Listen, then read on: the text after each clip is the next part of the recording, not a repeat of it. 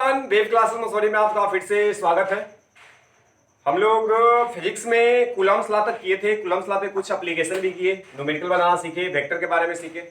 आज हम लोग का जो टॉपिक है ये कूलम्स लॉ का कंडीशन पे है। कंडीशन ऑफ कूलम्स लॉ मतलब कूलम्स लॉ को हम कहां पे अप्लाई करेंगे, कहां पे अप्लाई नहीं करेंगे। जैसे कोई भी फॉर्मूला है, कोई भी लॉ है, तो लॉ हम सीख गए, फॉर्मूला हम जान गए, अब उसको अप्लाई कहां के पे करना है ये इंपॉर्टेंट है। अब कहीं भी अप्लाई कर दो तो फिर सही नहीं होगा।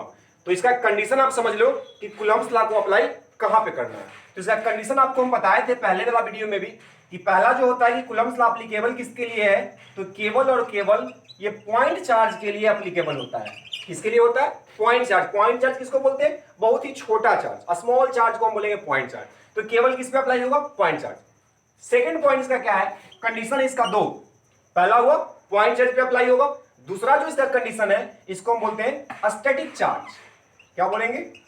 Static charge. इसका मतलब स्टैटिक का मतलब रेस्ट में होता है, तो वैसा चार्ज जो रेस्ट में है उस पे हम कूलम्स लॉ अप्लाई करेंगे, वैसा चार्ज जो छोटा है उस पे हम कूलम्स लॉ अप्लाई करेंगे। क्या चार्ज मूविंग है तो क्या कूलम्स लॉ अप्लाई होगा? तो बिल्कुल नहीं होगा। क्या चार्ज बड़ा है तो कूलम्स लॉ अप्लाई होगा? तो बिल्कुल नहीं होगा। क्लियर है? तो यहां से कंडीशन हमको समझ में आ गया कि कूलम्स लॉ अप्लाई होता है पॉइंट चार्ज पे और स्टैटिक चार्ज पे। अब आता है बात कि सर आप ऐसा काहे बोल रहे हैं, ऐसा क्यों बोल रहे हैं कि जो कूलम्स लॉ है वो केवल यही दोनों कंडीशन पे लागू होगा, अब मूविंग चार्ज पे क्यों नहीं होगा? जो ये चार्ज बड़ा हो गया तो बड़ा चार्ज पे हम कूलम्स लॉ अप्लाई क्यों नहीं कर सकते हैं? तो इसको थोड़ा एक्सप्लेन किया जाए कि रेस्ट चार्ज पे और रेस्ट चार्ज पे और पॉइंट चार्ज पे एप्लीकेबल क्यों होता है। एक एक करके बात करते हैं। पहला पॉइंट चार्ज। तो देखिए, मान के चलिए कि आपके पास एक बॉडी है जो थोड़ा बड़ा है और ये चार्ज बॉडी है। मान लेते हैं इसमें पॉजिटिव चार्ज है, चार्ज का कुछ वैल्यू मान लो कितना चार्ज है, +q, और इसके सराउंडिंग में कुछ r डिस्टेंस पे, तो डिस्टेंस कहां से लेंगे? सेंटर से। तो इसके सेंटर से r डिस्टेंस पे एक पॉइंट चार्ज रखा गया है। पॉइंट चार्ज का नाम देते हैं प्लस स्मॉल q। अगर पूछा जाए कि बताइए यहाँ पे कूलम्स लॉ अप्लाई होगा, तो हम बोलेंगे कि कूलम्स लॉ अप्लाई नहीं होगा क्योंकि ये पॉइंट चार्ज नहीं है। अगर हम अप्लाई करते हैं तब क्या होगा? तो देखिए, फोर्स का फॉर्मूला क्या था कूलम्स लॉ का? K Q1 Q2 divided by r square. तो Q1 कितना ले लो? कैपिटल Q, Q2 कितना ले लो? Small q, divided by r square. Force निकल गया, लेकिन ये फोर्स का वैल्यू सही नहीं होगा। अब लॉजिक आता है कि सही काहे नहीं होगा। तो देखिए, आपको हम चार्ज इंडक्शन कॉन्सेप्ट पढ़ाए थे। चार्ज इंडक्शन कॉन्सेप्ट क्या कहता है कि अगर किसी भी बॉडी के सराउंडिंग में कोई चार्ज रखा गया है तो इस चार्ज की वजह से इसमें इंडक्शन होगा। क्या इंडक्शन होगा? कि अगर ये मेटल है, ठीक है, इसके अंदर बहुत सारा करोड़ों की संख्या में इलेक्ट्रॉन है, जो भी इलेक्ट्रॉन है सब पे पॉजिटिव चार्ज, ये वाला पॉजिटिव चार्ज क्या करेगा? फोर्स लगाएगा। तो जितना भी इसके अंदर में इलेक्ट्रॉन है सब किधर भागना शुरू होगा? तो हमको दिख रहा है टुवर्ड राइट। अगर राइट के डायरेक्शन में जाएगा तो देखिए अगला इसका जो कंडीशन क्या बन के आएगा, इधर का चार्ज डेंसिटी घट गया क्योंकि इलेक्ट्रॉन जाके किससे मिलेगा? पॉजिटिव से। तो यहां से न्यूट्रलाइज करेगा और प्लस प्लस को क्या करता है? रिपेल। तो जितना भी पॉजिटिव चार्ज दिख रहा है वो सब चार्ज इधर आ जाएगा।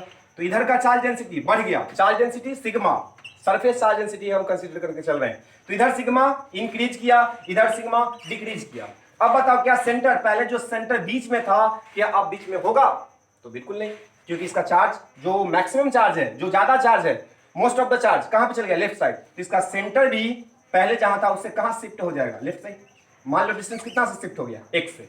अब यहां पे इसके सराउंडिंग में एक चार्ज था पॉजिटिव जो यहां पे रखा हुआ है। अब बताओ पहले यहां से डिस्टेंस कितना था? r, लेकिन अब डिस्टेंस कितना हो गया? तो अब डिस्टेंस हो गया r + x, डिस्टेंस चेंज हो गया। अब फोर्स का फॉर्मूला लगाइए तो ये बराबर क्या होगा? k q divided by r square. तो r की जगह पे कितना लिखना पड़ेगा? r + x का होल स्क्वायर। बताइए डिस्टेंस को अगर हम इंक्रीज कर रहे हैं तो फोर्स क्या होगा? डिक्रीज होगा। तो यहां से अगर डिस्टेंस इंक्रीज हुआ तो फोर्स क्या हो गया? डिक्रीज हो गया। इसका नाम देते हैं F और इसका नाम है F। अब दोनों में से पूछा जाए कौन सा फोर्स ज्यादा, तो हम बोल सकते हैं F is greater than F1। तो बताइए सही रिजल्ट आया क्या?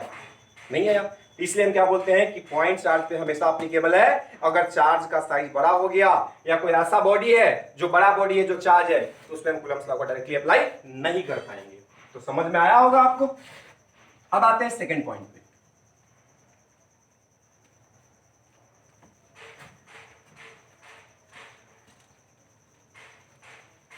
देखिए सेकंड पॉइंट क्या था इसका कंडीशन में कि केवल और केवल स्टैटिक चार्ज पे एप्लीकेबल है।